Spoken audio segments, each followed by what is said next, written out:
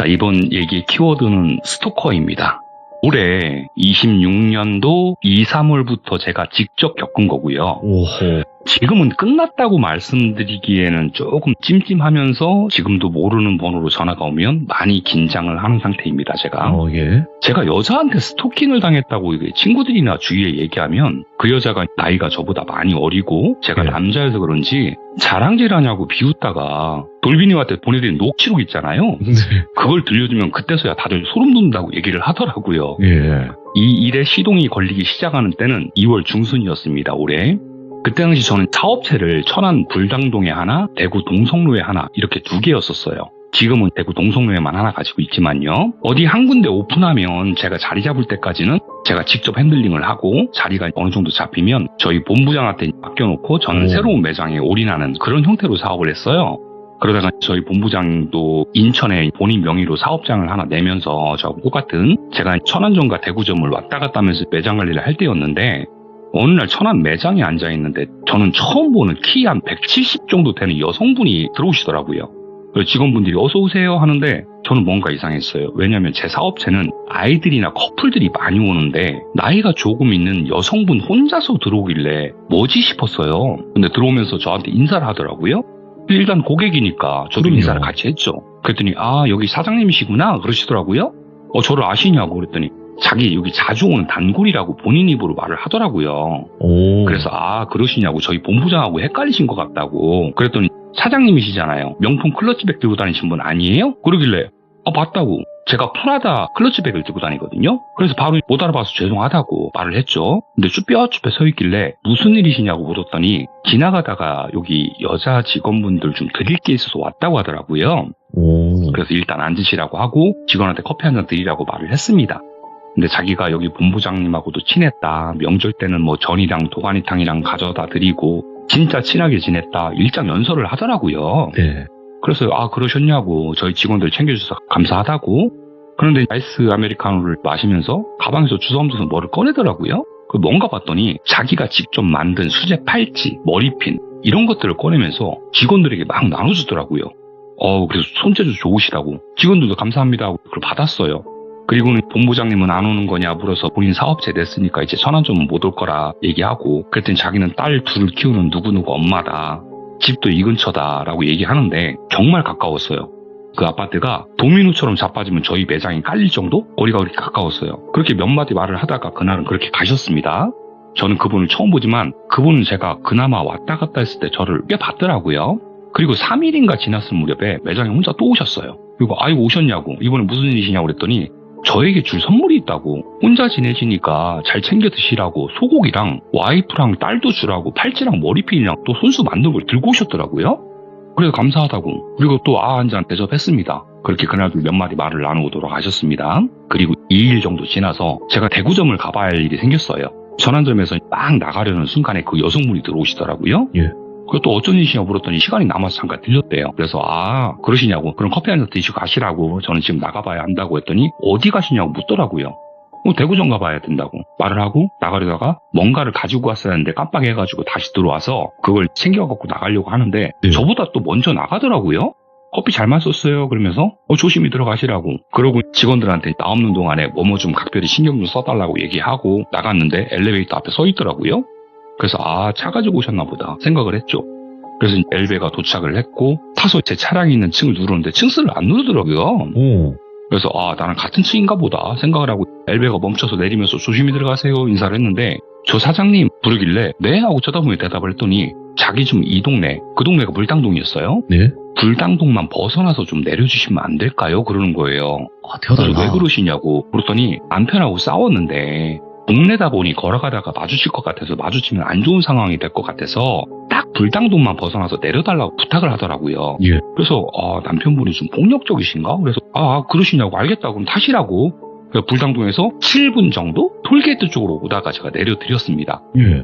그땐 7분 정도 차 안에 있으면서 자기 소개를 하더라고요. 자기 이름은 가명입니다. 은진이고 나이는 38살이고 자기 남편은 무슨 일을 하고 자기는 육아 독박하고 있다. 뭐 어쩌고 저쩌고. 그때 이상함을 알았어야 했는데 하긴 뭐 그때 알았어도 결과적으로는 그때도 늦었었죠. 그렇게 차에서 내려주고 저는 별 생각 없이 대구로 출발을 했습니다. 네. 그때 시간이 대략 오후 3시쯤 됐을 때였어요. 천안에서 대구에 도착하니까 한 5시 반쯤 됐더라고요. 그래서 주차하고 제 대구 원룸에 들려서 옷 좀 갈아입고 식사하고 대구 매장으로 갔죠. 대구 매장에 들려서 직원들하고 인사하고 테이블이면 뭐 안 좋은 냄새라도 나나 그렇게 막 점검을 하고 있었어요, 저는. 그리고 매장 문 닫을 시간 거의 돼갈 쯤에 직원들에게 마무리 좀 잘 해달라고 하고 저는 먼저 퇴근을 했습니다. 그리고 제 방에 들어가 있는데 10시쯤에 모르는 번호로 전화가 오는 거예요. 그걸 받았는데 저 은진이에요 그러는 거예요. 깜짝 놀라서 내 전화번호 어찌 알았냐고. 그때 어찌 알았대요. 그 얘기를 안 해줘요. 그래서 그때부터 나오라는 겁니다. 그리고 어디시길래 나오라고 하냐. 예, 나오래요. 지금 당장. 어디시길래 나오라고 하냐고. 난 대구라고. 그때 본인도 대구랍니다. 왜 대구 왔냐고 물었더니 오빠 보러 왔대요. 뭐야? 졸지에 갑자기 오빠가 돼버렸어요, 제가. 저는 그 여자한테 제 이름도 나이도 아무것도 얘기를 해준 게 없거든요. 예. 그래서 안 나간다고 돌아가시라고 하고 일방적으로 전화를 끊었어요. 계속 전화가 오는 거예요. 그래도 혹시 몰라서 차단하기 전에 녹취를 좀 해놔야겠다 하고 녹취를 했는데 몇십 개를 녹취를 했는데 제가 2개를 돌비님께 보내드렸습니다. 예. 네, 녹취 내용을 들어보시면 제가 그 여자에게 물어보죠. 제 나이가 몇 살인 줄 알고 그러냐. 뭐 그런 얘기들을 해요. 좀 이따 녹취록을 들어보시면 어떻게든 이제 나오게 하려고 아무 말 대잔치를 막 하더라고요. 그래서 차단을 했더니 다른 번호로 전화가 오는데 땡땡 호텔이라고 뜨더라고요. 진짜 심장이 오그라들더라고요. 그 호텔은 제 매장하고 제 숙소하고 걸어서 5분 정도 거리인데 정확히 제 매장하고 제 숙소 중간에 있는 호텔이었어요. 그래서 받았더니 호텔 사장님이신지 잠시만요. 그리고 전화를 바꿔주더라고요. 그런데 그 은진 씨란 분이었어요. 진짜구나. 진짜 대구 왔구나. 싶은 생각이 들면서 소름이 돋더라고요. 저는 사실 스토커라는 건 남자가 여자한테 스토킹을 했을 때 무서운 거지 여자가 남자한테 그러면 그냥 쌍욕 대판 해버리고 그래도 심하면 귓방망이에 날리면 되지 뭐 이렇게 생각을 했던 사람이거든요. 별거 아니게. 예. 근데 직접 당해보니까 욕이 안 나갑니다. 아니 못합니다 욕을. 그 호텔 전화로 온 전화가 그 은진이라는 여자인 걸 알고 끊고 다시 그 호텔 번호도 차단을 했습니다. 그랬더니 다른 번호로 또 와요. 다른 번호로 또 옵니다. 아마 길 가던 사람들 전화를 다 빌렸었던 것 같아요. 그렇게 그날 자는데 오전 6시쯤에 모르는 번호 전화가 또 오는 거예요. 전날도 차단할 때까지 다른 번호로 계속 전화 와서 거의 새벽 3시까지 괴롭혀놓고 그래서 받았더니 울면서 지금이라도 나오래요. 그래서 또 차단을 했습니다. 그러고 나니까 매장 나가기가 무서워지는 거예요. 일단 밤새가지고 대구에 있잖아요. 네. 그래서 직원들 출근 시간쯤에 제가 직원들한테 전화해서 대략 어찌어찌 생겼고 나 찾는 여자가 오면 아예 입장 거부하라고 했더니 아니나 다를까 매장 오픈 시간에 맞춰서 자기가 여기 사장님이랑 친한데 자기 전화기 배터리가 다 돼서 그런데 연락 좀 해달라고. 근데 저한테 미리 들었잖아요, 직원들은. 지금 사장님 연락 안 된다고 나가시라고. 그래서 내보냈다고 하더라고요. 그래 그날은 제가 출근 못했습니다. 근데 그 직원이 전화 와서는 사장님 아까 내보내신 그 여성분 어제 이분 오셨었잖아요 그러는 거예요. 예? 그게 무슨 말이냐 그랬더니 사장님 저녁에 오셨을 때 이분 매장 안에 계셨다고. 사장님 계속 쳐다보고 있었다고. 근데 아까 말씀드렸다시피 저는 매장에 도착하면 테이블은 깨끗한지 매장에 냄새는 안 나는지 그런 것만 점검을 하다 보니까 손님들 얼굴을 아예 쳐다도 안 봤거든요. 예. 제가 시간상으로 봤을 때는 그분 아마도 천안에서 내려주자마자 택시 타고 대구로 온 것 같았어요. 와. 대중교통으로는 그렇게 빨리 올 수는 없는 시간대였습니다. 그렇게 카페 한쪽에서 저만 쳐다보고 있었다는 거예요. 그래서 제가 CCTV를 돌려봤는데 정말로 그 웃는 얼굴로 자기를 못 보고 자기만 나를 보고 있다라는 그 거기서 느끼는 뭐 쾌락이라 할까요? 실실 웃는 모습이 찍혀 있더라고요. 그 CCTV 보자마자 온몸에 털들이 전부 곤두서더라고요. 이쯤에서 이제 녹취록을 들려주셔야 될 것 같아요. 자, 이게 일단 제가 먼저 틀기 전에 설명을 한번 하자면 한 번 통화를 하고 이제 DJ 캣님이 끄는 거를 또 다시 연결이 돼서 2개의 통화한 건데 제가 하나로 이었어요. 그리고 여성분 목소리는 당연히 음성 변조를 했습니다. 원래 저는 원본을 들었기 때문에 어떤 목소리인지는 아는데 목소리 전혀 알 수가 없어요. 이걸로 변조를 했을 때는 이 점도 알고 계시면 좋을 것 같고 그리고 이 녹음본을 다 듣고 난 뒤에 DJ 캣님께 좀 질문을 드릴 게 있거든요. 저도. 네네. 네, 그리고 일단 좀 조금 정신없을 수 있어요. 이 여성분이 굉장히 정신이 없거든요. 제가 봤을 때는. 그래서 네. 좀 못 알아들을 수도 있겠다라는 생각을 하는데 잘 한번 귀 기울여서 들으시면 다 들리긴 하네요. 그러니까 DJ 캣님이랑 또 그리고 이 여성분과 겹쳤을 때는 당연히 음성 변조가 들어가기 때문에 DJ 캣님 음성도 변조가 돼서 들릴 수 있다. 이 점만 말씀을 드리고 한번 들어보도록 하겠습니다, 여러분들. 여보세요? 예. 제. 네. 저한테 왜 그래요? 제가 뭐 잘못한 거 있어요? 내가 뭐 잘못한 거 있어요? 씨한테? 이렇게 사람을 힘들게 해요? 제가 싫다잖아요. 네. 싫다고요. 저도 싫은데요? 네? 저도 싫은데요. 아, 그럼 됐네요. 이제 앞으로 연락 안 하고 그렇게 지내면 되겠네요. 그쵸? 그럼 이제 서로 연락하지 맙시다. 뭐 나는 연락한 적도 없지만 왜요? 싫으니까요. 연락하기 싫으니까. 알겠죠? 어차피 이사 가요. 어딘가요? 네, 이미 가세요. 중국 가요. 가시고 네네, 그렇게 하세요. 저 진짜 나 관심 없으니까. 가요. 관심 없어요, 저는. 진짠데? 네, 어제 아닌데? 네, 가세요. 술 드셨어요? 아니요, 한 잔도 안 먹었어요. 네. 오빠 오시면 안 돼요. 어딜 가요, 제가 지금. 잠깐만 오면 안 돼요, 진짜. 부탁드릴게요, 오빠. 어딜 가냐고요, 내가 지금. 됐어요. 끊어요. 아, 오빠 제발요.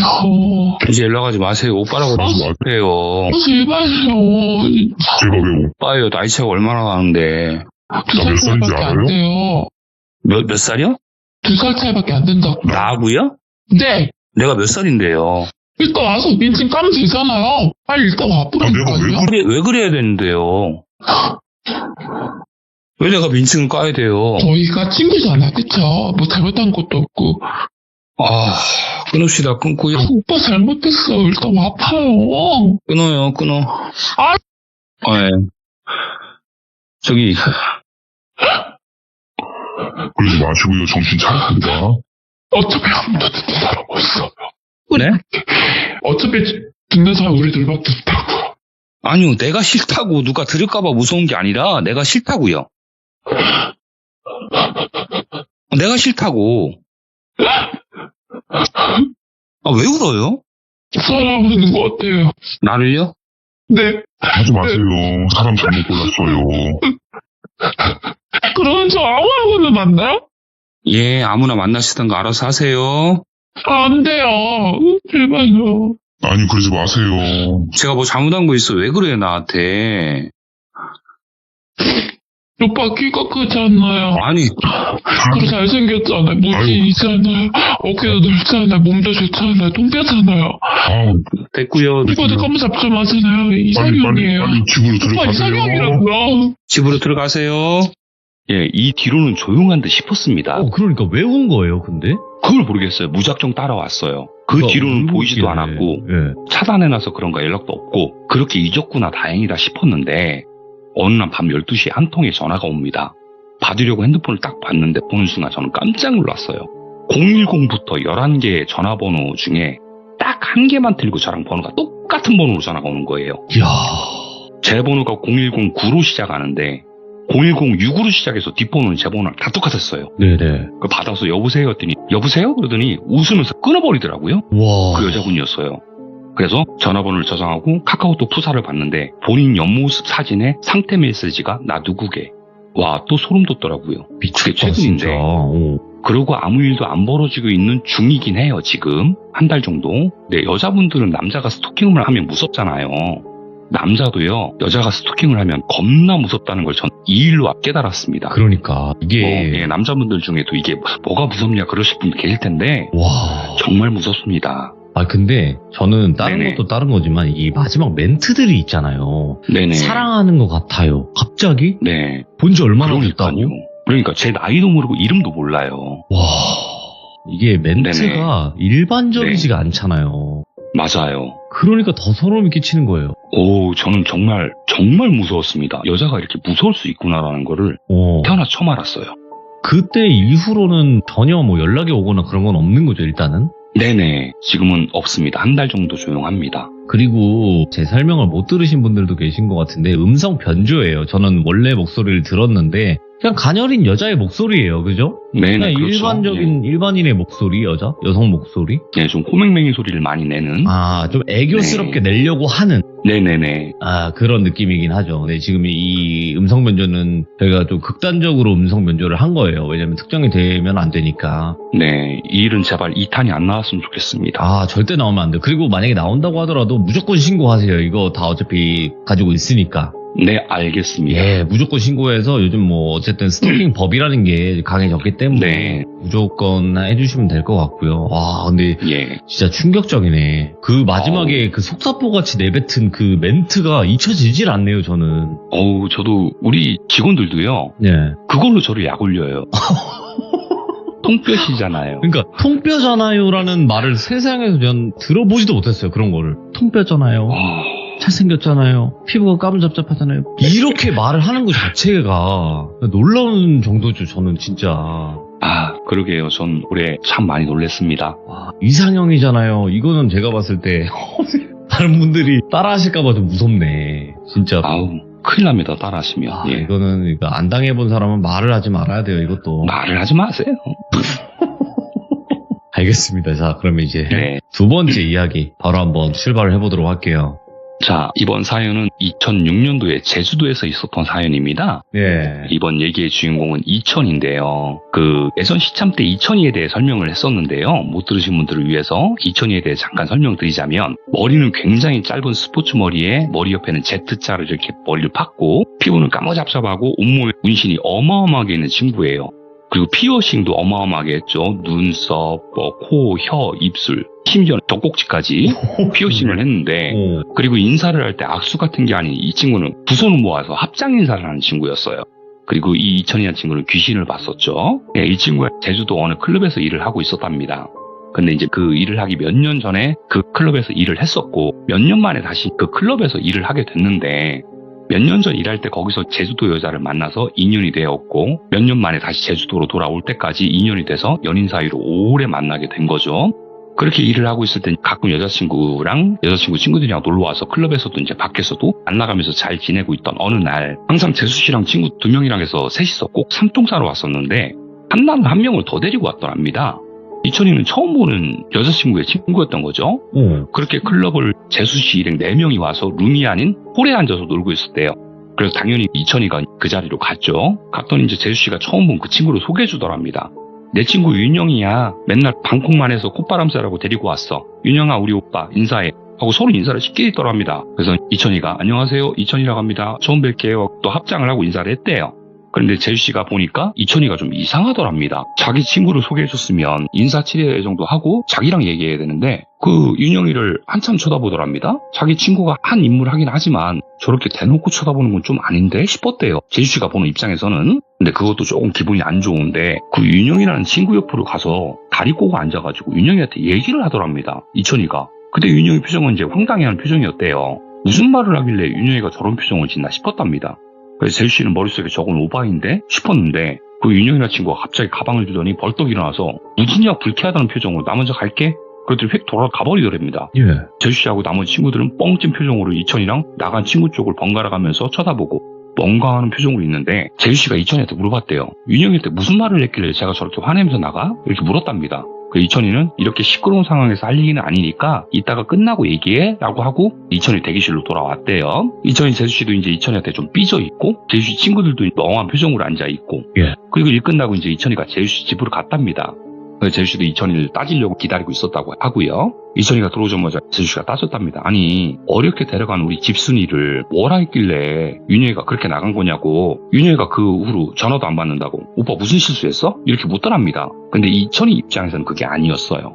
이천이는 클럽 안에서 귀신을 엄청 보고 있었어요. 손님들 틈에서 같이 신명나게 춤추는 귀신, 조명 위에서 스피커 위에서 춤추는 귀신들. 근데 이천이한테는 그게 일상이었습니다. 클럽 안에서 항상 귀신이 세고 셌었대요. 근데 여자친구가 놀러와서 여자친구 테이블로 가고 있는데, 웬 처음 보는 친구가 와 있는데 그 친구가 윤영이었어요. 윤영이 얼굴을 딱 쳐다보는데 눈 밑에 다크서클은 볼까지 내려와 있고, 입술은 아무것도 안 바른 것 같은데 입술이 보라색에 입술이 터 있었대요. 그런데 중요한 건 귀신이 목마를 타고 있었답니다.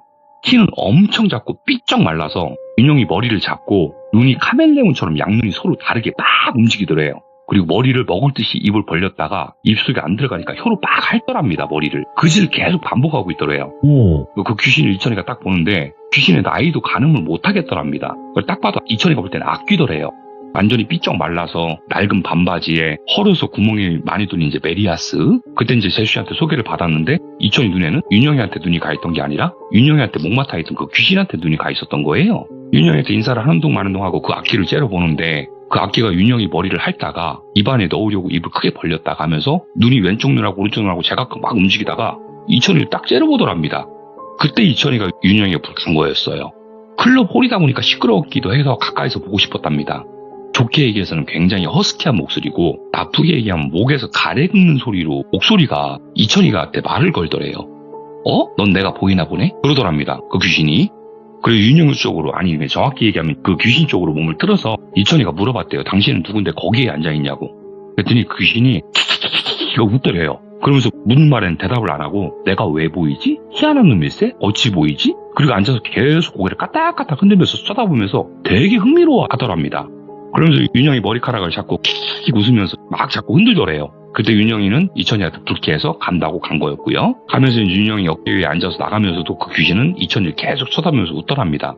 그 얘기를 해줬더니 제수씨가 깜짝 놀라서 그래서 그런 거구나 그러더래요. 뭐 제수씨는 알고 있으니까요. 이천이가 귀신 본다는 걸.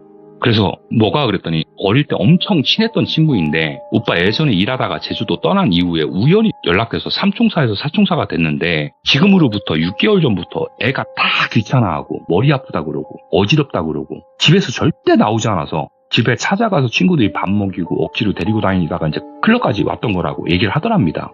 병원도 데리고 가봤는데 뭐 기력이 많이 쇠한 것 같다고 영양제 한 방 맞으면 된다 해서 호두당 수액 같은 것도 맞고 나오고 병원에서는 그 외에는 별다른 이상이 없다고 해서 얘가 우울증 초기 단계인가 싶기도 하고 계속 데리고 다녔대요. 쇼핑도 하러 다니고 친구들끼리 영화도 보러 다니고 펜션 잡아서 1박으로 놀러도 가보고 그때마다 병든 닭처럼 졸기만 하고 머리 아프다고만 하고 대략 6개월 전부터 윤영이 웃는 걸 못 봤다고 얘기를 하더랍니다.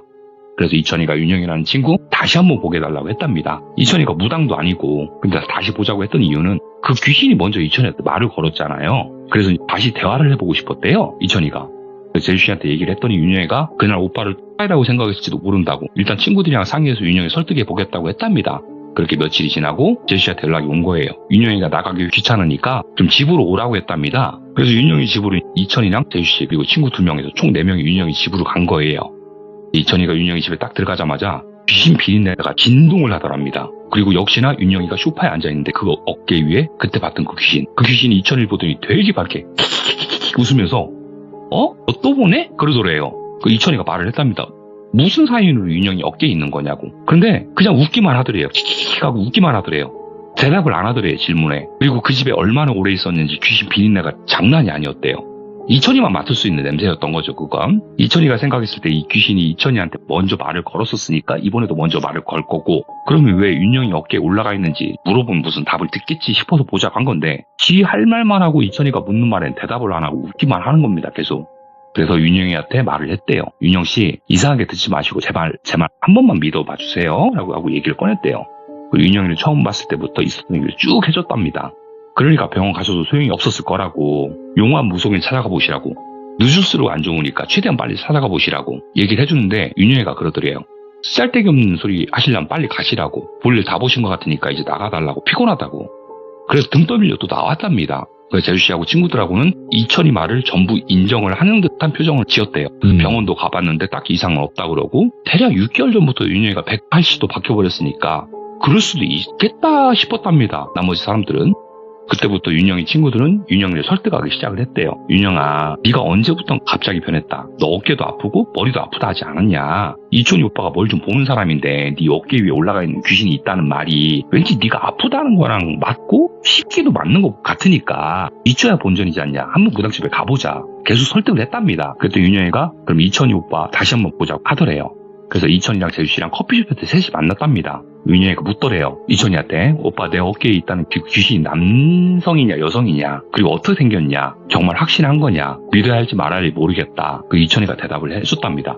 많이 상한 얼굴이고 특이한 얼굴이긴 한데 남자 맞고 사각 트렁크 팬티 같이 생긴 반바지에 옛날 낡은 흰색 메리아스를 입고 있다고 키는 굉장히 많이 작고 엄청 왜소하다고 다 말을 해줬대요.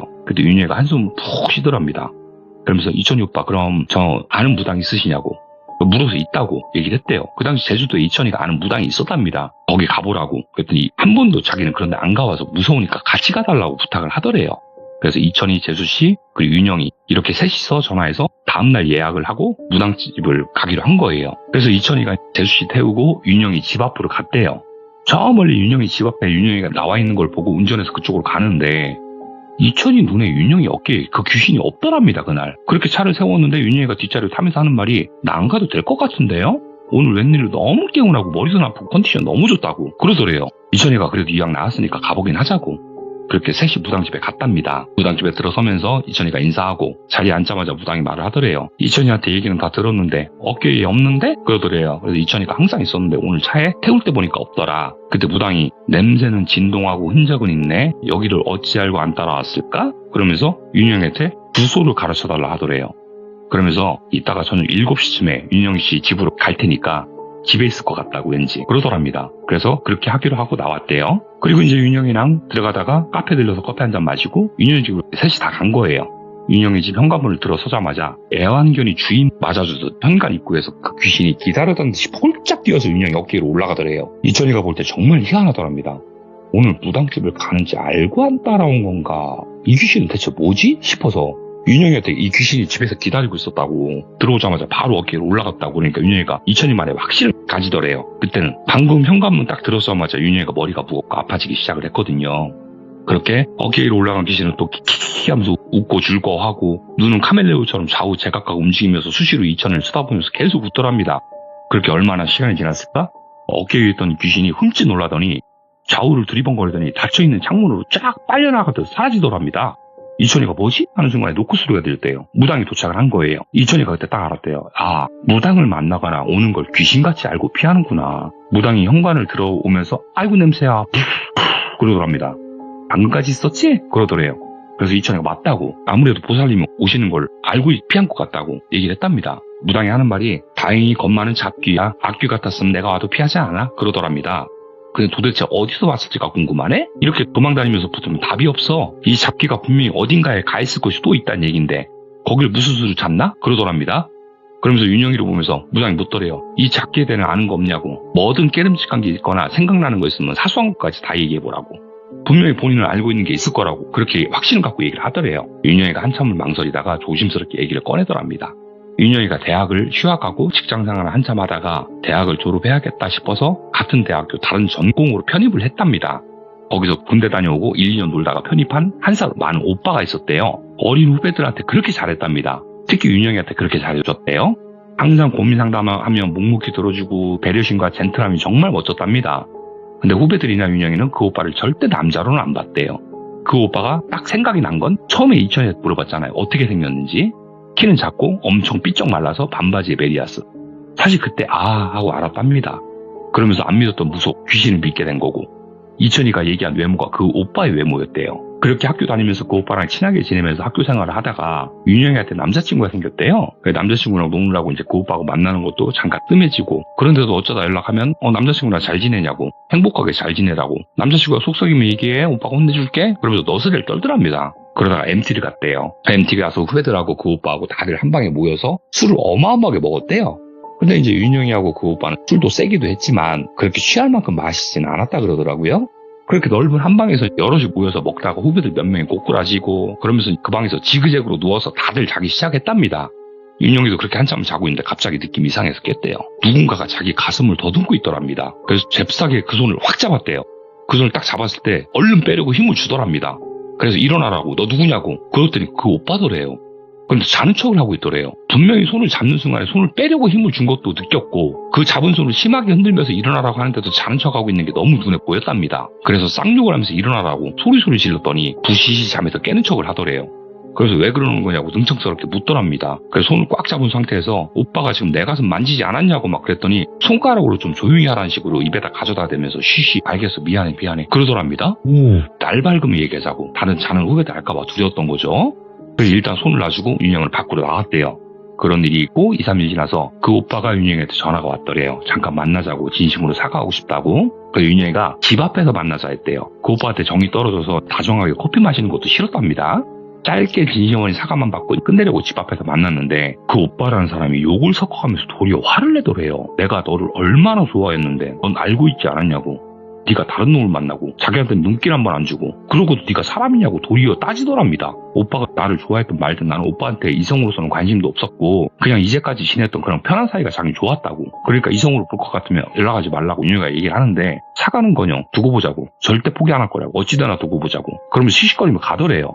윤영이는 황당했죠. 진심으로 사과하고 싶다고 해서 나왔는데 이제 자기가 너무 좋아하다 보니 그런 짓을 한 거고 본인이 그렇게 좋아하는 걸 윤영이 자신도 알고 있었을 텐데 그걸 무시당한 것에 대해 화도 나고 하니까 이제 가버리고 그래서 윤영이는 너무 괘씸하고 그래서 학교에 친하게 지냈던 몇 명에게 그 오빠가 있었던 일에 대해서 얘기를 다 하기 시작을 했대요. 그게 삽시간에 소문이 학교에 다 퍼진 거예요. 그러니까 이 오빠라는 사람은 쪽팔렸는지 학교를 안 나오기 시작을 했답니다. 나중에 얘기를 들었는데 나중에 집에만 틀어박혀서 그걸 이해 못해준 이제 윤영이를 원망만 하다가 네. 원체 몸도 삐쩍 마르고 키도 작고 약한 데다가 밥도 제대로 먹지 않고 그렇게 지내다가 병원에 입원하게 되었답니다. 오. 그렇게 병원에서 1년 가까이 누워있다가 극단적인 선택을 한 건 아닌데 무슨 이유로 운명을 달리하게 됐대요. 결국 그렇게 되니까 윤영이는 자신이 너무 심했나 싶은 미안한 마음도 들고 해서 장례식장에 갔답니다. 그렇게 절을 하고 미안했다고 다음 생엔 좋은 사람 만나라고 윤영이가 진심어리 사과를 하고 나왔답니다. 무당이 그때 말을 하더래요. 그때부터네. 그럼 그 남자가 어디 있는지부터 찾으라고 그러더래요. 그 윤영이는 사방팔방 그 오빠하고 친했던 남자 후배들까지 연락 다 돌려서 결국 납골당에 있는 걸 확인을 했는데 그 무당이 하는 얘기가 납골당 가서 그 봉인함 항아리 있잖아요. 그 봉인함 항아리에 부적을 붙이는 게 가장 좋은 방법이라고. 깔끔하게 끝나는 방법이라고. 그래서 윤영이가 그 오빠 어머니한테 전화해서 이제까지 있었던 일을 전부 다 얘기하고 봉인함 항아리에 부적을 붙여도 되겠냐고 물었는데 세상에 어떤 부모가 어린 나이에 자식 잃은 것도 억울해 죽겠는데 거기다가 부적을 붙인다면 그래라 할 부모가 어디 있겠어요. 결사 반대를 하더랍니다. 그래서 무당은 부적 10개 정도를 써줬고 윤영이 집안 베개 및 침대 및 부엌 화장실 등 붙여놓고 변색이 될 때쯤 되면 다시 받아서 붙이라고 얘기를 하더랍니다. 그 뒤부터는 집안에서는 안 나타나더래요. 부적을 붙이고 나서부터는. 근데 현관문만 나가면 역시나 머리 아프고 어깨가 무겁고 그런 일이 계속 일어난다고 하더라고요. 그런 일이 생기고부터 집순이였던 윤영이는 더욱더 집순이가 되기 시작을 했대요. 밖에만 나가면 자꾸 머리가 깨질도 아프고 하는 증상이 계속 생기니까. 그렇다고 지갑하고 속옷에 붙이는 부적도 안 받은 게 아니래요. 그런데도 밖에만 나가면 어김없이 머리 아픈 증상은 계속됐고 그렇게 윤영이는 집 밖에 나가는 걸 극도로 싫어하게 됐고 이천이가 제주도를 떠날 때까지 그 일이 완전히 해결이 안 됐다고 합니다. 이천이가 제주씨한테 가끔 윤영씨에 대해 들었던 소식은 6개월에 한 번 정도 무당집에 가서 부적을 새로 받아와서 기존에 붙여놨던 부적을 떼고 다시 붙이고 밖에는 거의 나가지도 않고 그렇게 괴롭게 살고 있다는 소식을 들었대요. 이 얘기의 끝이 조금은 허무하지만 이 얘기는 이렇게 끝이 납니다. 네. 근데 진짜 저는 네. DJ 캣님이 저희 채널에 와주신 게 너무너무 복이라고 생각을 해요. 아유, 과찬이십니다. 그리고 첫 번째 사연은 스토커 사연이었고 두 번째 사연은 다른 사연이지만 첫 번째 사연을 들었을 때 얼마나 또 이게 두 번째 그 썰이 안 나오길 바래요. 그냥 여기서 끝이 나길 바래요. 그죠? 또 나오면 큰일 납니다. 근데 그때는 무조건 신고하셔야 돼요. 예, 그래야죠. 네, 네, 이것도 무조건 제가 증거 자료를 가지고 있으니까. 증거를 네. 다 모아두시고 네네. 꼭 신고하셔야 돼요. 이거는. 예, 그렇게 하겠습니다. 근데 저는 궁금한 게 첫 번째 그 네. 여자 있잖아요. 네네네. 결혼하고 아기가 있는 건 맞아요? 그건 모르죠. 누구 엄마라고 자기가 얘기를 하는데 그건 자기의 얘기일 뿐이었어요. 그쵸. 그러니까 뭐 확인된 건 네네. 없잖아요. 예, 없습니다. 하... 확인하고 싶지도 않았고요. 그러니까. 예, 뭘 굳이 확인해요, 그거를. 그렇죠. 네. 오늘 DJ 캣님 다시 한번 너무너무 감사드리고 다음번에 또 웃는 모습으로 찾아뵙길 바라겠습니다. 감사합니다. 예, 감사합니다. 예. 자, 여러분 안녕하십니까. 고양이 중에 고양이, 시들무의 대표 고양이, 바로 DJ 캣님께서 찾아오셨습니다. 바로 캣님과 전화 연결을 해보도록 할게요. 안녕하십니까. DJ 캣님께서 오늘 이렇게 와주셔서 감사드립니다. 아우, 제가 더 감사드려요. 제가 이 예. 돌비 공포 라디오 나간 이후에 예. 연락 안 되던 그 이상가족 같은 DJ들이 다 연락이 많이 되고 있습니다. 진짜요? 예, 그래서 제가 전화하면, 그래, 오랜만이다. 그래, 잘 지냈고, 뭐, 얘기거리 있니? 그러면 이제 없습니다. 그럼 왜 전화했니? 그냥 모르고 살지. 뭐, 이렇게 하면서 다 연락들을 하고 있습니다. 네네.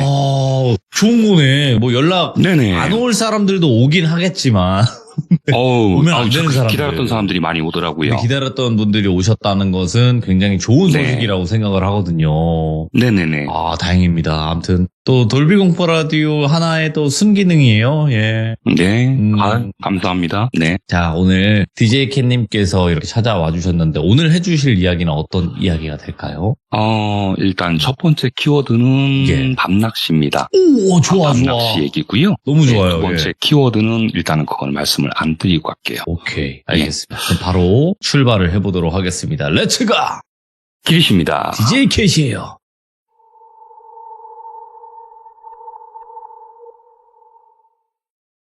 자, 이번 키워드는 밤낚시인데요. 이거는 두 개 같은 하나의 얘기입니다. 이번 얘기는 저하고 25년지기 한 살 선배 얘기입니다. 이 형은 낚시를 굉장히 좋아해요. 그냥 뭐 낚시에 미쳐 있다고 해도 과언이 아닙니다. 이 형은 장어 낚시하고 민물 붕어 낚시만 해요. 막 뭐 바다 낚시, 베스 낚시 이런 건 아예 안 하고 무조건 장어 낚시하고 붕어 낚시만 합니다. 이 형한테 얘기를 듣기 전에 살목지에서도 낚시를 해봤냐 내가 물었더니 자기는 살목지에서 안 좋은 기억이 있어서 두 번 다시 안 간다 하더라고요. 그래서 제가 눈이 번뜩이면서 무슨 안 좋은 기억? 딱 물어봤더니 야 임마 낚시꾼이 고기 한 마리도 못 잡은 것보다 안 좋은 기억이 어디 있냐? 이러더라고요. 그래서 내가 에이씨 하고 말았죠. 그리고 제가 원하는 얘기를 해준다고 하면서 얘기를 해준 겁니다. 때는 2015년 가을이었대요. 장소는 충남 예산의 작은 저수지였답니다. 근데 그 형이 얘기하기로는 예산의 살목지 근처에만 저수지가 6개 있답니다. 정확한 장소는 말씀을 안 드릴게요. 또 분명히 찾아가실 분들이 있을까봐. 그날도 어김없이 밤낚시를 하기 위해 조금 늦은 시간에 대전에서 출발해서 6시쯤 도착을 했고 해가 누여누여 저물어 갈 때쯤에 낚싯대를 하나둘 폈다 합니다. 그런데 그 자리는 물가에서 대략 5m까지는 물속에 땅이 보이더래요. 그래서 대낙은 힘들겠다 싶어서 원투 낚싯대, 그러니까 일낚시죠. 그거를 7개를 폈답니다. 대낙은 찌를 매달아서 5에서 7m 정도 앞으로 던져서 찌 움직임으로 고기를 낚는 거고, 원투 낚싯대는 떡밥을 골프공만하게 추에 매달고 그 떡밥에 낚싯바늘 6개를 숨겨서 빨리 던지는 그 낚시죠, 그게. 그래서 그 자리에서 떡밥을 만들고 낚싯바늘에 매달아서 멀리 던졌답니다. 그럼 딱 던지자마자 풍덩 소리가 난답니다. 요 소리는 줄 풀리면서 날아가는 소리고 풍덩 하는 소리는 이제 떡밥이 물에 빠지는 소리인 거죠. 그렇게 7개를 던져놓고 낚싯대 끝에 방울도 매달아 놓고 혹시 몰라서 대낙을 하나 펴서 찌를 매달고 5m 정도 앞에 던져놨답니다. 이 형은 사람들이 어디가 대물이 잘 나오더라 그러면 이런 말은 거의 안 들어요. 내비를 틀어놓고 다니다가 산속에 소류지라 그렇게 파랗게 물이 뜨는 곳이 있으면 가다가 꼭 들려서 고기 좀 있겠다 싶으면 기억해놨다가 혼자 조용히 찾아가고 하는 스타일이에요. 그렇게 낚싯대를 펴놓으면 한두 시간은 떡밥 냄새가 저수지 안에 퍼지고 하는 시간이 있어서 입질이 안 온다고 하더라고요. 근데 슬슬 배가 고파서 시간을 봤더니 7시 30분쯤 됐더랍니다. 그럼 입질 오기 전에 라면을 좀 먹어야겠다 싶어서 냄비에 물을 올리고 라면을 끓여서 먹고 있었대요. 그런데 거의 다 먹고 갈 때쯤에 수면을 보니까 시커먼 뭔가가 자기 쪽으로 다가오더랍니다, 물속에서. 그래서 자리에서 뻘떡 일어나서 봤는데 대충 봐도 이렇게 거무스름한 게 잉어나 가물치 같더랍니다. 형체가 물고기 형체였대요. 앞쪽은 두툼하고 뒤쪽으로 갈수록 얇아지는. 그래서 무슨 고기인가 싶어서 뜰채를 들고 발목까지 물속으로 들어갔답니다. 물고기 같은 형체가 안 도망가고 물가를 맴돌더래요. 그래서 발로 이리저리 몰고 하면서 이제 뜰채로 잡으려고 애를 썼답니다. 근데 어찌어찌해서 뜰채로 딱 들어가더래요, 그 고기가. 그래서 원래 뜰채를 들어 올렸는데 그냥 뜰채가 농구 골대같이 구멍 뚫린 것처럼 뜰채 입구로 들어가서 쓱 빠져나가더니 깊은 물속으로 들어가 버리더랍니다. 그래서 어이 뭐야, 송사리떼인가? 생각을 했대요. 그도 그럴 것이 붕어낚시 다닌 사람들은 뜰채 구멍이 촘촘하지가 않아요. 꽤 구멍이 크거든요. 그래서 그런가 보다 하고 낚시를 하고 있는데 11시가 넘어갈 때까지 입질이 안 오더랍니다. 그래서 앞으로 이곳은 걸러야겠다 생각하고 계속 낚시를 했대요. 그 형은 앞으로 올 곳이 못 된다 싶어도 와서 낚싯대들을 펴놓은 것이 아까워서라도 다음날까지 낚시를 한다 그러네요. 아무리 낚시를 좋아해도 입질 한번 하면 지루하잖아요. 그때 시간을 보니까 11시 30분쯤 됐을 때 갑자기 어느 한 낚싯대가 심하게 방울이 울리더래요. 그래서 왔구나 싶어서 낚시를 챘답니다. 그래 릴을 막 감는데 힘이 장난이 아니더래요. 거의 낚싯대가 휘어서 원을 그릴 정도로 대물이더래요. 근데 낚시꾼들은 다 안다 그러더라고요. 입질이나 아니면 힘겨루기를 하다 보면 이놈이 붕어인지 잉어인지 대충 안다 하대요. 그렇게 이제 힘겨루기를 10분 정도 하면서 힘겹게 릴을 감아 올렸는데 한 50cm 되는 잉어더랍니다. 그런데 이 형은 이제 붕어만 좋아하지 잉어는 안 좋아해요. 뭐 잡았으니까 그래도 고기 넣는 뜰망에 이제 넣어놓고 뜰망줄은 돌에 매달아서 물속에 던져놨답니다. 그때부터 입질이 겁나게 오더랍니다. 이쪽 낚싯대에서 딸랑, 저쪽 낚싯대에서 딸랑, 한 개는 채고 발로 밟고 다른 한 개도 채서 감고 막 30cm급 떡붕어가 올라오고 어떤 낚싯대에 토종붕어가 막 20cm 가까이 되는 것도 올라오고 와, 이 자리 끝내주는 자리다 싶었답니다. 혼자만 알고 자주 와야겠다 생각을 하면서 엄청 낚았대요. 떡붕어도 올라오고 토종붕어도 올라오고 씨알도 엄청 좋더랍니다. 그때부터는 잠도 안 오죠. 신났죠 뭐 낚시꾼이. 새벽 3시 정도까지 낚싯대가 돌아가면서 방울이 울리더래요. 근데 새벽 3시쯤부터 방울이 울리는데 낚싯에서 올려보면 빈바늘만 올라오고 또 옆 낚싯대에서 방울이 울려서 올리면 빈바늘만 올라오고 희한하더래요. 그전까지는 원샷 원킬로 올렸거든요. 그때부터 계속 고기를 놓치는 거예요. 너무 빨리 챘나? 그러면서 다음 낚싯대가 딸랑딸랑거리면 또 채고 그렇게 10대번을 빈바늘만 올렸답니다. 그때부터는 짜증이 나더래요. 그렇게 계속 허탕을 치다 보니 뭔가 이상하다는 걸 느꼈답니다. 원래 물고기가 잡히면 방울 소리가 이게 불규칙적으로 울리는데 아까 허탕 쳤을 때부터 생각해보니까 그리고 지금 방울 울리는 걸 자세히 들어보니 굉장히 규칙적으로 방울이 울리더래요.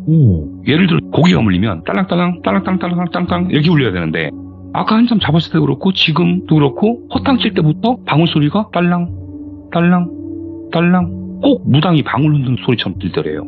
방울이 규칙적으로 울리니까 머릿속에서 장단을 맞추듯 딸랑 하는데 머릿속에서 새는 패턴하고 실제로 울리는 패턴이 딱 맞더래요. 그러면서 멍해지더랍니다. 그리고 조금 소름이 돋더래요. 그래도 어쩌겠어요. 낚시꾼이 규칙적이든 불규칙적이든 방울이 울리면 낚아채 해야죠. 또 빈바늘만 올라오고 그렇게 낚시를 계속 하다가 지쳐서 방울이 울리든 말든 안 건졌답니다. 떡밥 먹고 도망가려면 도망가고 바늘에 걸려있는 놈은 몇 시간이 걸려있을 테니까 냅뒀답니다 그냥. 그리고 잡은 고기 좀 보려고 고기망을 들어 올렸더니 애들이 푸닥푸닥 하는데 얼마나 힘이 좋던지 대략 봐도 한 20여 마리는 돼 보이더래요. 이 정도면 어디냐 싶어서 계속 낚싯대를 보면서 기다리는데 계속 방울이 규칙적으로 울리고 이제 짜증나서 안 채고 그냥 방치해놓고 그러다 보니 서서히 날이 밝아오더랍니다.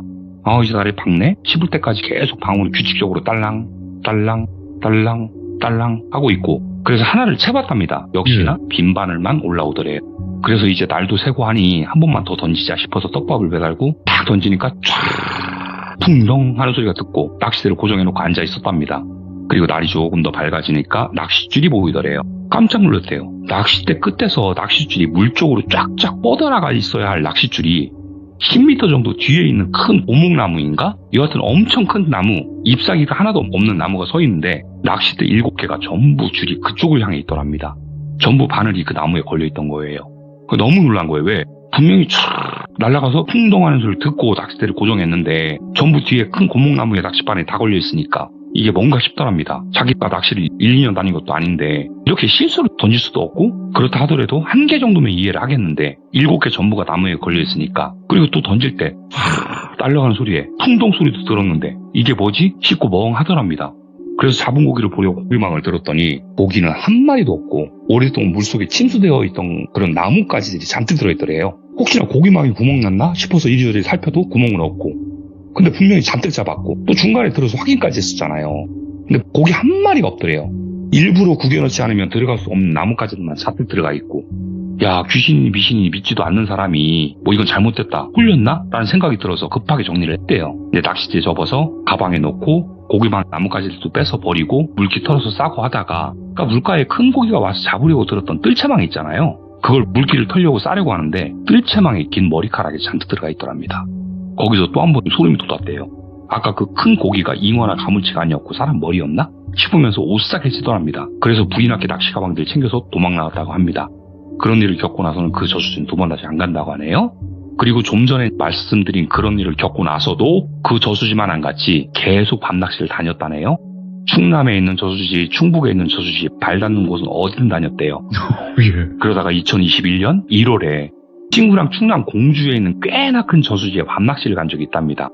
친구랑 밤낚시 가기 전날 자기 혼자 가서 저수지 가운데쯤에서 얼음을 30cm 원형으로 뚫어놓고 낚시를 했는데 손맛을 꽤 많이 봤던 데라서 또 가고 싶은 마음에 친구한테 얘기해서 다음날 같이 또 간 거예요. 밤에 도착했답니다. 8시쯤에. 근데 달이 너무 밝아가지고 후레쉬 같은 건 아예 필요가 없었답니다. 이제 제 선배 형을 똘비라고 하고 똘비 형 친구를 까비라고 칭할게요. 8시쯤 도착해서 어제 낚시했던 그 자리로 갔더니 하루 밤새 뚫어놓았던 자리가 뾰족한 쇠로 내리쳐도 안 깨진 만큼 또 얼어있더랍니다. 그런데 똘비 형은 워낙 낚시에 미친 사람이다 보니까 한겨울에 얼음 뚫는 장비 같은 것도 가지고 다녔대요. 그걸로 막힌 얼음구멍을 뚫고 낚싯대를 펴기 시작했답니다. 까비야 넌 이 낚싯대 써라잉 하고 주고 목욕탕 안전뱅이 의자 2개 가지고 온 거 하나 까비에게 주고 그런데 얼음 위에서 하는 낚시는 장난 아니랍니다. 양말을 뭐 2-3켤레 신어도 시간 지나면 발이 애려온대요. 애려온대. 그래서 스티로폼을 까비에게 2장 주면서 의자에 1장 깔고 발밑에 1장 깔으라고 주고 자기도 의자 1장, 얼음이 발 놓는 곳에 1장 깔고 둘이서 한 구멍에 낚싯대를 넣었대요. 낚시 좋아하는 분들은 아실 거라 하더라고요. 조용한 곳에서 얼음이 낚시하고 있으면 짜장짱짱 하고 얼음이 금이 가는 소리가 산을 울린답니다. 그런데 그런 얼음이 진짜 튼튼한 얼음이래요. 절대 빠져 죽을 일은 없는. 이 얼음이 너무 꽝꽝 얼다 보니까 얼음이 팽창하면서 어긋나면서 금이 가는 소리랍니다. 그게 너무 얼어서 나는 소리래요. 이 같은 뭐 짜장짱짱짱 하면서 발밑에 금이 쫙 가더래요. 뭐 그런 원리를 아는 사람이다 보니까 뭐 그러려니 하고 낚시를 하고 있는데 30cm 구멍에 찌가 2개가 들어가 있는데 똘비형 찌가 쫙 올라오더래요. 그래서 얼른 나같이 했답니다. 그랬더니 큼지막한 붕어가 올라오더랍니다. 야, 그래도 온 지 얼마 안 되는데 한 마리면 수확 괜찮은데? 씨알도 좋고? 하고 있는데 까비가 똘비한테 야 똘비야 저기 사람 아니냐? 라고 묻더랍니다. 그래서 가리키는 방향을 쳐다봤더니 웬 남자분 한 분이 멀리서 자기들 쪽으로 걸어오고 있더래요. 그 똘비가 야 우리처럼 밤낚시하러 온 사람이겠지 신경 꺼라 그랬대요. 그런데도 계속 자기들 쪽으로 오니까 눈은 그쪽을 보고 있었답니다. 거의 다 왔을 때쯤 오니까 웬 60대 후반쯤 돼 보이는 어르신이 그냥 한복도 아니고 개량 한복하고 비슷한 정말 좀 특이한 한복 같은 걸 입고 있었대요. 바지는 갈색 바지에 상의는 온통 하얀데 어깨부터 팔까지만 갈색이고 거기다가 요즘 보기 힘든 그 조선 나이키 아시죠? 흰색 고무신. 야 어르신 춥지도 않으신가 건강하시네. 이렇게 생각하는 순간 할아버지가 말을 걸더랍니다. 어이 총각들 괴기는 좀 잡혀? 젊음이 좋긴 좋아. 이런 날씨에도 낚시를 하고. 그래서 똘병이 대답을 했대요. 방금 왔는데 한 마리 잡았네요. 온 지 얼마 안 돼서 아직 좀 더 봐야죠. 하고 대답을 했는데 할아버지가 춥지도 않아? 날씨가 워낙 추워야지. 괴기 많이 잡으면 나 저쪽 길로 조금 내려가면 내 집 있으니까 몇 마리 던져주고 가? 그러면서 이제 손가락질로 자기 집 쪽으로 가리키더랍니다. 그래서 네 어르신하고 대답을 했더니 그 어르신이 많이들 잡어 그러더니 오셨던 길 쪽으로 다시 가더랍니다. 그래서 똘비가 까비한테 야 저 어르신 건강하시다 저렇게 입고 춥지도 않냐? 그랬더니 까비가 별로? 그러더래요. 그 똘비가 속으로 엥? 별로는 뭔 말이야? 라고 생각하고 그냥 넘어갔는데 그때 시간을 보니 대략 9시 30분쯤 됐더랍니다. 그렇게 시간을 보고 시선이 뒤로 딱 향하는 순간에 까비가 좋아 그러더래요. 그래서 아 오늘 낚시 온 게 좋아서 그런 건가? 혼잣말인가? 싶었대요. 그래서 생각을 하고 있는 찰나에 또찌가 쭉 올라오더래요. 그래서 똘비 형이 한 마리 더 잡았답니다. 그러면서 까비한테 야 간간히 올라오네 하고 얘기를 했는데 아무 말도 안 하더래요. 뭐 굳이 대답을 듣기 위해서 한 말은 아니니까 그런가 보다 하는데 바로 까비가 내가? 그러더래요. 그 똘비가 뭘 네가? 물어봤는데 까비가 그러더래요. 아까 자기가 라면 먹을까 했을 때 똘비 네가 쌩까다가 지금 네가 라면 먹자 하면 네가 끓여야지 왜 내가 끓여? 그러더래요. 그래 뭔 소리야? 했더니 네가 끓여 그러더래요. 그래서 똘비는 저 돌았나? 에휴 말 나온 김에 내가 끓이고 말지 해서 옆에다가 뻐놓기고 가지고 온 생수 붓고 물을 끓이기 시작을 했답니다. 그러면서 똘비가 까비한테 물어봤대요. 야 쫄깃하게 끓일까 좀 퍼지게 끓일까? 근데 까비가 그런 말 하더래요. 저 할아버지 외롭겠지 이런 산속에 사시면 그러더랍니다. 지금 이게 무슨 아무 말 대잔치도 아니고 동문서답하는 것도 아니고 똘비가 점점 기분이 이상해지더래요. 그래서 똘비가 조심히 물어봤답니다. 까비야 안 춥냐? 그랬더니 에휴 그러더니 낚싯대를 들어 올리더래요. 근데 떡밥을 바꿔서 다시 넣더랍니다. 안 춥냐고 좀 크게 물었대요. 그랬더니 갈았잖아 그렇게 답을 하더랍니다. 그래서 애가 갑자기 왜 이러나 싶어서 야야 라면이나 먹자 그랬더니 왜? 그러면서 젓가락을 들더래요. 똘비 형은 지금 이 상황이 뭔 상황인가 싶었대요. 그렇게 둘이 조용하게 라면을 먹었답니다. 라면 먹다가 까비 낚싯대가 입질 와서 한 마리 더 올리고 그러면서 똘비 형은 계속 찌하고 까비 얼굴하고 번갈아 가면서 보고 있다가 까비가 추워하는 것 같아가지고 너무 추우면 발 사이에 버너 잠깐 틀어놔 그럼 한참 따뜻해 라고 버너를 밀어줬대요. 그때 까비가 그러려면 뭐하러 왔냐? 그러더래요. 그때부터 느낌이 쎄하더랍니다.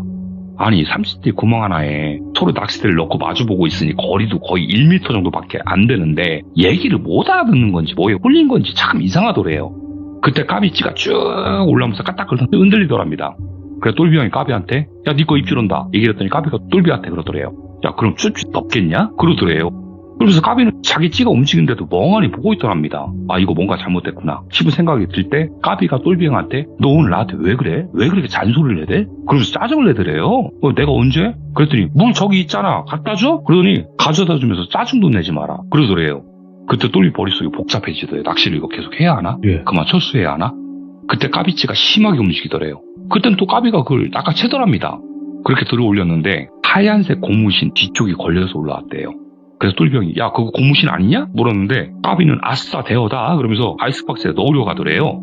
야 그걸 왜 넣어? 그랬더니 야 여기 진짜 자리 대물자리다 그러더래요. 뺏어서 던졌답니다. 이 X가 장난한 거구나 싶었대요. 근데 까비는 진심인 것 같더랍니다.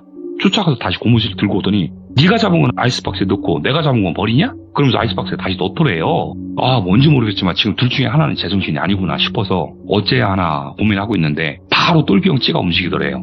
그래서 낚아채서 들어 올렸더니 옷가지가 걸려서 올라오는데 아까 그 어르신이 입고 있던 그 몸쪽은 하얀색, 팔은 갈색 아시죠? 그 상의가 올라오더래요. 거기서 똘비형 기겁을 했대요. 근데 그때 까비형도 그 옷은 보였나 보래요. 같이 기겁을 하더래요. 그래서 야 빨리 챙기자. 오늘은 그만하고 가자. 하니까 까비형이 아이씨 지금 가자 하고 짜증을 내더래요. 똘비형 머릿속에 공포심이 몰려오더랍니다. 더 이상 있으면 큰일 나겠다. 그래서 낚싯대에 가방에 안 넣고 손에 쥐어지는 대로 막 집어들고 차 트렁크에 넣고 차 시동을 걸었대요. 그렇게 산에서 내려오면서 아까 그 어르신이 여기 어디쯤 사신다고 안 했나? 그랬더니 까비가 그럴걸 하더래요. 와, 처음으로 자기 물음에 제대로 대답을 한 거예요. 그래서 쌍라이트를 켜고 창문을 열고 천천히 가면서 집을 찾아봤는데 내려가는 산길 바로 옆에 폐가가 하나 나오더랍니다. 누가 봐도 30년은 좋게 아무도 안 살았을 것 같은 이제 반은 허물어져 가는 그런 집이 나오더래요. 그리고 차를 세우고 잡은 고기를 그 집에 다 던져줬대요. 그리고 조용히 목례를 하고 내려오면서 까비랑 얘기를 하는데 어디부터 동문서답을 한 건지 얘기를 해보는데 까비 입장에서는 똘비가 묻는 질문에 제대로 답을 한 게 맞대요. 배 안 고프냐? 별로 대답을 했고 많이 춥지? 똘비 물음에 그럼 춥지 덥겠냐? 라고 말을 하고 라면 끓일 때도 똘비가 물었잖아요. 쫄깃하게 끓여? 좀 퍼지게 끓여? 물었을 때 까비는 똘비가 저 할아버지 이런 거에 살면 외롭지 않을까? 라고 물어본 걸로 까비는 똑똑히 들었대요. 그래서 저 할아버지 외롭겠지 라고 답을 한 거고 똘비가 까비한테 너 왜 아까 고무신 아이스박스에 넣으려고 그랬냐? 그랬더니 뭔 소리냐고 붕어였잖아 그러더래요. 그러더니 까비가 똘비한테 아까 그 할아버지 집 갔던 곳에 고기 다 던져줄 때 고무신 있었어? 라고 까비가 대묻더래요. 그러고 보니까 결국엔 까비가 고무신을 아이스박스에 넣는 걸 확인은 했는데 그 할아버지 집에 고기를 던져줄 때 분명히 고무신 없었답니다. 둘이서 또 아까 있었던 얘기들을 하다 보니 또 싸우겠더래요. 서로 진짜 답답해서 미치고 팔짝 뛰겠더랍니다. 똘비형은 분명히 아까 정신 차리자 하면서 정신을 부여잡고 그래서 정확히 기억을 하는데 까비라는 분도 똘비가 뭔가 이상하다 라고 생각하면서 자기라도 정신 바짝 차려야 되겠다 라고 생각하면서 조심히 오늘 낚시 접자라고 얘기할 타이밍을 기다리고 있었고 그래서 둘이 한참을 얘기하다가 내린 결론은 둘 다 잠시 그 할아버지에게 홀렸던 걸로 그렇게 합의를 보고 그 산에 내려왔고 두 번 다시는 그 저수지를 안 갔다 합니다. 자, 첫 번째 얘기는 이렇게 끝납니다. 낚시 이야기 너무 좋아요. 네. 그 다음은요? 자, 이번 사연은 2004년에 청주에서 있었던 사연입니다. 제가 직접 겪었던 일이고요. 청주에 있었던 사연이지만 누차 말씀드렸다시피 여기에 나오는 인물들 중에는 청주 사람은 없습니다. 예, 청주엔 터미널 근처에 있는 큰 대형 클럽이었어요. 이곳의 DJ는 총 5명이었고요. 그 5명 중에 20대 초반의 막내 DJ가 있는데 DJ 가명을 그냥 씁니다. 지민이라고 하겠습니다. DJ 종류에는 라이브, 액션, 스탠다드, 믹싱 이렇게 나뉘는데 이 지민이는 믹싱 DJ였어요.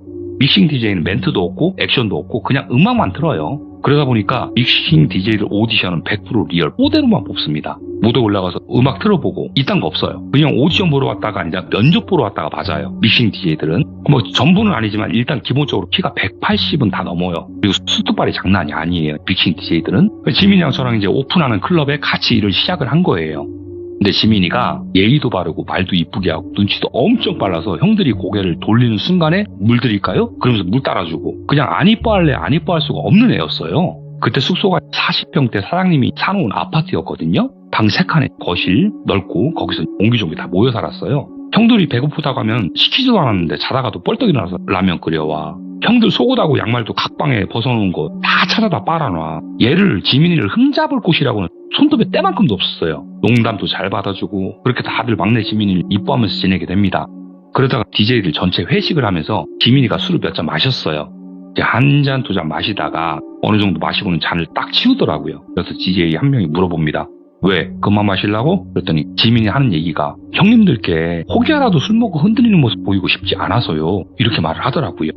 그리고 그날 회식이 끝나고 숙소로 돌아오는데 지민이가 술도 깰 겸 자기는 잠깐 편의점도 들렸다 가겠다고 하더라고요. 그러면서 형님들 뭐 필요한 거 없으세요? 물어서 제가 나 담배 하나만 사다 줘라 하고 돈을 줬습니다. 네 형님 하고는 혼자 가고 나머지는 각자 차에 타서 숙소로 향했죠. 클럽하고 숙소하고는 거리가 좀 있다 보니까 자차를 이용해서 출퇴근을 하고 차가 없는 애들은 얻어 타고 그렇게 다녔어요. 그리고 저희 먼저 들어오고 그런데 지민이가 올 시간이 한참 지났는데도 안 들어오더라고요. 뭐 천천히 걸어와도 30분이면 걸어오는 거리인데 1시간 30분이 넘어가도록 안 들어오길래 뭐 술 좀 깨려고 천천히 돌아다니나 보다. 여자친구랑 통하는가 보다. 뭐 이렇게 하고 다들 별 대수롭게 생각 안 하고 다 잠을 자기 시작을 했습니다. 다들 술 한잔 했겠다. 다들 자고 저도 바로 잤습니다. 그러다가 점심때쯤 일어나서 방 입구를 봤더니 담배 한 갑하고 잔돈이 이렇게 놓여져 있더라고요. 아, 지민이가 놓고 갔네 하고 나갔죠. 지민이 포함 3명 정도는 자고 있었고 저랑 친구였던 한 명은 일어나 있었어요. 제가 잘 잤어? 물어봐서 응 너도? 그러더라고요. 잘 잤어 하고 얘기를 하는데 지민이 저는 아침에 들어왔어 그러더라고요. 어찌 알았어? 그 시간까지 안 잤냐 너? 물어봤더니 자다가 화장실 가려고 깼는데 그때 들어오더랍니다. 그래서 아 숨겨놓은 여자 만나고 왔나 보지. 그러고 둘 다 웃고 말았습니다.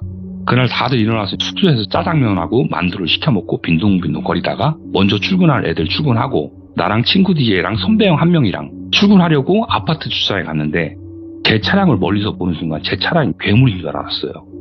뭐야? 하고 제가 얘기하자마자 자기 차량들로 가던 친구랑 선배형이 왜?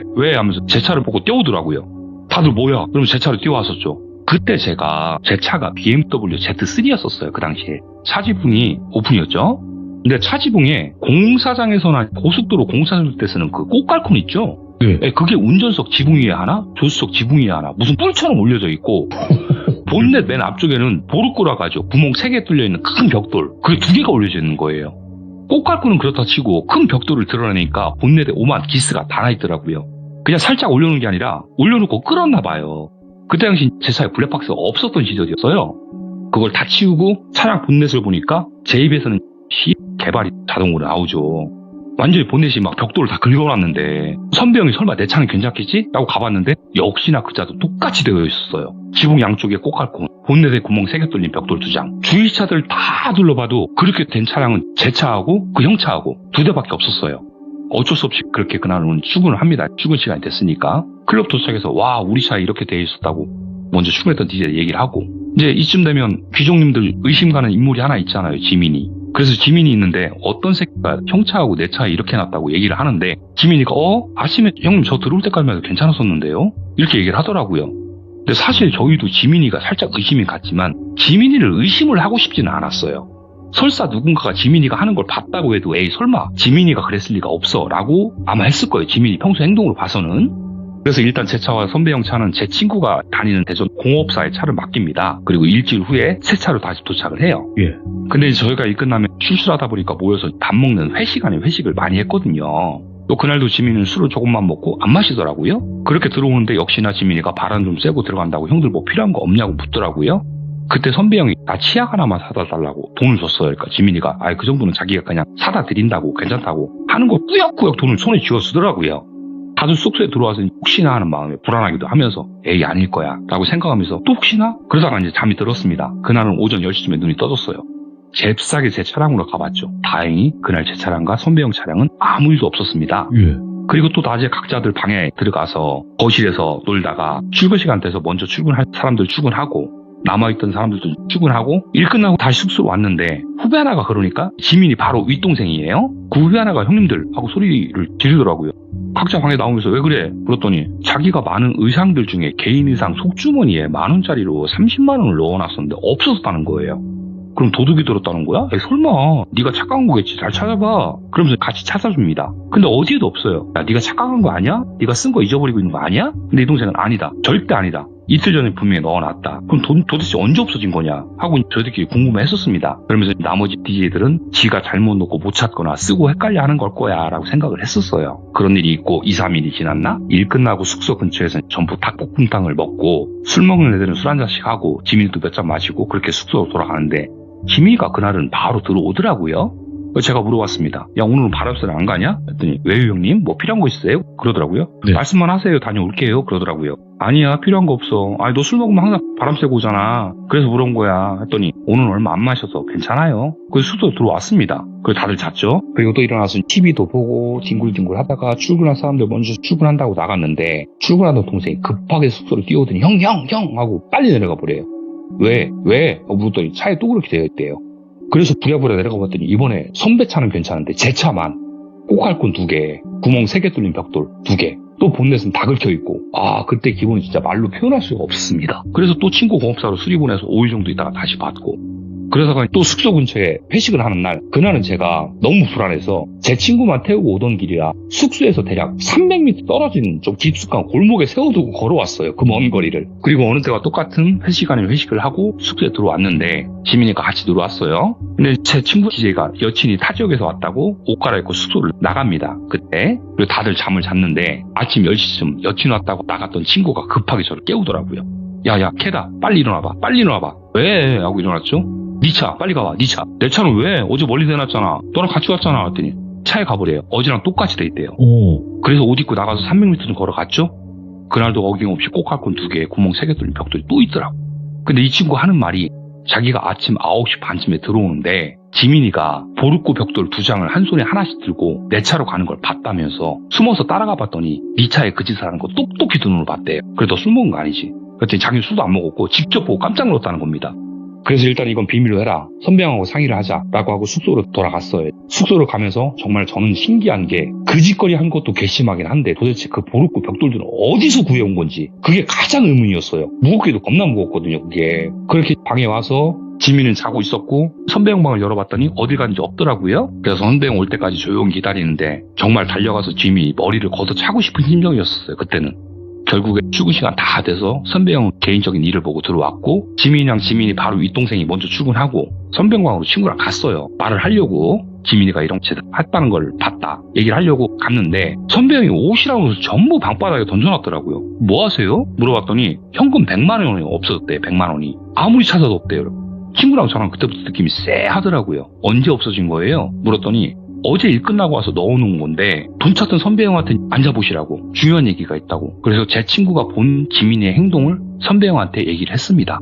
그랬더니 선배형도 기가 막히다는 얘기를 하면서 그럼 혹시나 저번 동생 돈 없어진 거하고 지금 내 돈도 지민이가 아닐까? 이렇게 말을 해서 세 사람이 애들 출근했으니까 지민이 짐을 전부 뒤지기 시작을 해요. 근데 아무리 뒤져도 안 나오는데 선배형이 아까 제가 뒤져봤던 캐리어를 열더라고요. 지민이 캐리어를. 그래서 형 거기 제가 봤어요 라고 해서 선배형이 그래? 하고 열었다가 닫는 순간에 하더니 다시 열더라고요. 캐리어 겉과 속천 사이에 뭔가가 있다는 걸 감지한 거예요. 제가 열어봤을 땐 그냥 옷 한두 벌 있었던 게 전부라서 옷만 뒤져보고 말았거든요. 이 형이 캐리어를 이제 바닥에 놓여놓고 뚜껑을 들어 올리다가 내려놓는 순간에 그 뚜껑 속천 안에서 뭔가가 쏠리는 소리가 드는 거예요.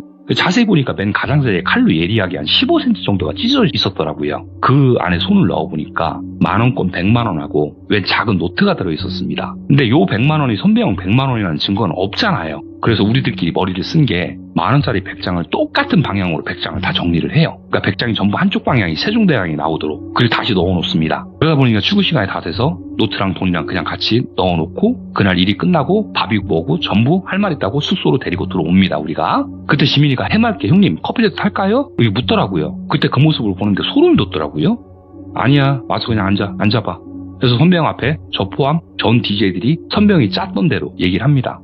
내가 만원짜리로 100만원이 없어졌어. 그런데 나는 특이한 성격이라 돈을 세면서 다 같은 면으로 만들어 놓으면 되니까 그래서 지금부터 센터를 깔 거야. 다들 기분 나빠하지 마. 협조 좀 해줘라. 그리고는 일부러 제 방부터 수색을 하는 척을 합니다. 짜놓은 판이었죠 이게. 그렇게 제 방을 수색을 하고 제 친구 방을 수색하고 거실에 애들 짐을 수색하는데 지민이 짐부터 보자고 하고 한참 못 찾는 척 하다가 선배형이 캐리어를 열어서 돈을 찾아냅니다. 그리고 지민아 이게 어찌 된 거냐? 그랬더니 지민이가 그때부터 울기 시작해요. 잘못했다고. 자기가 술만 먹으면 도벽이 있다고. 그래서 술을 별로 안 먹는 거라고. 한 번만 용서해달라고 하면서 싹싹 빌더라고요. 자기도 고쳐보려고 엄청 노력했는데 술이 조금만 들어가도 자기도 모르게 그 짓을 하고 있다고. 딱 한 번만 용서해달라고. 그때 제 친구가 지민이 뒷방망이를 때립니다. 그래서 저랑 선배는 말렸죠. 그러지 말라고 일단. 이제까지 지민이 행동으로 봐서는 측은하고 좀 안쓰럽다는 생각이 들더라고요. 그때 선배 형이 속이 상한가 자기 방으로 한숨을 팍 쉬면서 먼저 들어가더라고요. 그래서 저랑 제 친구는 네가 어떻게 그럴 수가 있냐고. 형들이 너한테 뭐 서운하게 한 거 있냐고 물었더니 형들은 저한테 너무 감사하게 잘해주셨죠. 제가 죽일 놈입니다. 마지막으로 다 한 번만 용서해주세요. 이러고 빌더라고요 울면서. 그래서 물어봤어요. 차도 네가 그런 거냐 물었더니 술 조금이라도 먹으면 어느 순간 필름이 끊기면서 자기도 이해할 수 없는 짓을 하고 있다고. 그것도 자기가 한 일이라고 순순히 자백을 하더라고요. 그때 이제 친구가 뒷방망이 한 대 더 때렸어요. 그래서 또 말렸죠. 일단 때리지는 말라고. 차 사건부터 돈 사건까지 다 인정을 한 거예요. 지민이가. 그때 선배왕 방문이 열리면서 저랑 제 친구한테 잠깐만 들어와 보라고 하더라고요. 들어가면서 제가 지민이한테 얘기를 합니다. 야, 앉아서 반성하고 있었나? 그리고 선배왕방에 들어가서 왜요? 형? 하고 물었더니 놀란 토끼 눈을 하고 저희들한테 내민 건 지민이가 훔친 돈하고 같이 있었던 작은 노트였습니다. 그건 일기장이었었어요.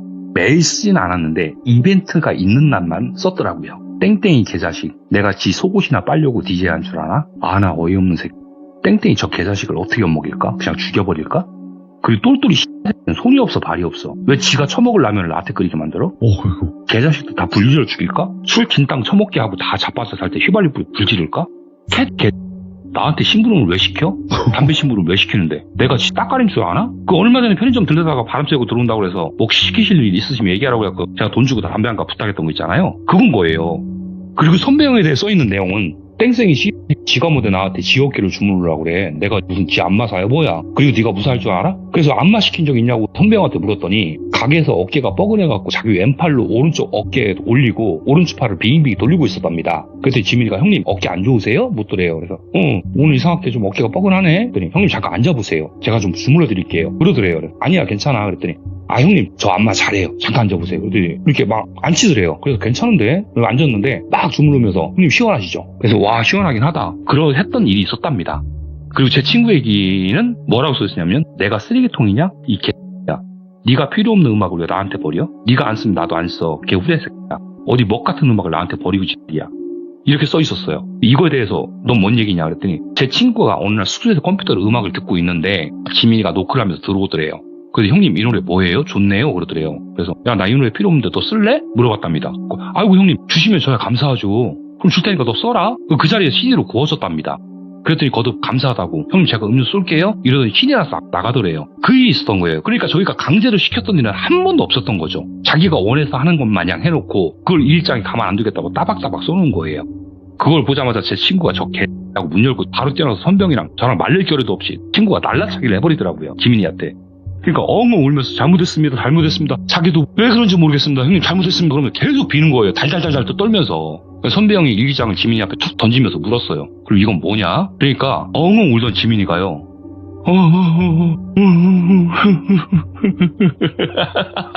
그리고 웃었어요. 그래서 하는 말이 아씨 다 뽀록났네 하고 이러는 거예요. 오이구. 그래서 제 친구가 그럼 개패드패기 시작을 했습니다. 한참을 때리다가 잠깐 멈췄는데 지민이가 하는 말이 너 힘이 이것밖에 안 돼? 이래서 내가 죽겠어? 그러면서 웃어요. 계속. 뭐야? 그때 있었던 DJ들은 저 사이코패스다. 다 그렇게 생각했어요. 조커야 뭐야? 그래서 그 자리에서 당장 짐 싸 나가라고. 가게 측에는 우리가 알아서 얘기하고 니한테 다 알아서 구할 테니까 꺼지라고. 그랬더니 세상에 맘에 드는 새끼 놈도 없네 씨. 그러면서 짐을 싸 나가더라고요. 그 다음날부터 서로들 전부 아는 DJ들한테 안테나를 돌려서 이렇게 생기고 저렇게 생긴 지민이라는 놈이 니네 클럽에 오면 절대 일시키지 말라고 예. 다 전화를 했습니다. 그런데 그날 이후로 지민이를 어디에서도 볼 수도 소식을 알 수도 없었습니다. 이 얘기는 이렇게 끝납니다. 와 근데 좀 진짜 특이하다. 그러니까요. 뭐요? 이거는 어떤 거에 목적이 있었을까? 그러니까요. 제 방에 혹시나 양말을 벗어놓은 게 있으면 내가 내일 빨아야지라고 하면은 그게 없어져요. 그럼 빨아가지고 말려놓고 빨래도 건조대에 말려놓고 걔가 시키지도 않은 그런 일을 했는데 일기장에는 나한테 빨래를 시켜 이 개들 이걸로 돼 있던 거예요 다. 자기가 먼저 솔선수범해서 그렇게 해놓고선 예. 걔가 그때 당시 22살이었거든요. 22살에 그럴 수가 있다라는 게 그런 어떤 양면성? 그리고 제가 소름이 정말 꼬리뼈부터 돋았던 거는 울다가 갑자기 웃음으로 바뀔 때. 예, 그때 저는 소름이 너무 돋았어요. 어떻게 어린 나이에 애가 저럴 수가 있지? 어떤 환경에 자라면 저럴 수가 있을까? 예, 그런 생각을 했었습니다. 무슨 일을 겪었어야 저렇게 할까? 네네네. 와, 충격적이긴 하네. 오늘 밤낚시 이야기와 또 사람이 정말 또 소름 끼칠 수 있는 포인트의 일들이 있어서 이렇게 이야기를 두 개를 해주셨는데 너무너무 감사드리고 DJ 캣님께서 또 앞으로 여러 가지 일들의 이야기를 아직 풀어주실 게 있겠지만 그래도 항상 건강관리하시고 목소리가 너무나 생명이신 분이에요. 그러게요. 목소리가 너무 좋으시니까 감기네요. 지금 너무 잘하고 계시니까 목소리도 너무나 좋고 그러니까 언제든 좋은 컨디션으로 뵙도록 하겠습니다. 감사합니다, 캣님. 알겠습니다. 또 다음 주에 뵙도록 하겠습니다. 고맙습니다. 네. 자, 캣님께서 오늘 해주신 이야기가 두 가지예요. 근데 항상 이게 두 가지를 준비해 주셔서도 너무나 좋기도 해요. 장르가 다르기도 하고. 그래서 너무나 좋은데, DJ 캣님께서 이미 참여하신 영상들이 올라와 있고, 그 이야기들 또한 너무나 레전드 이야기이기 때문에 꼭 들어보시길 바라겠습니다. 시청해주신 모든 분들 감사드립니다. 고맙습니다.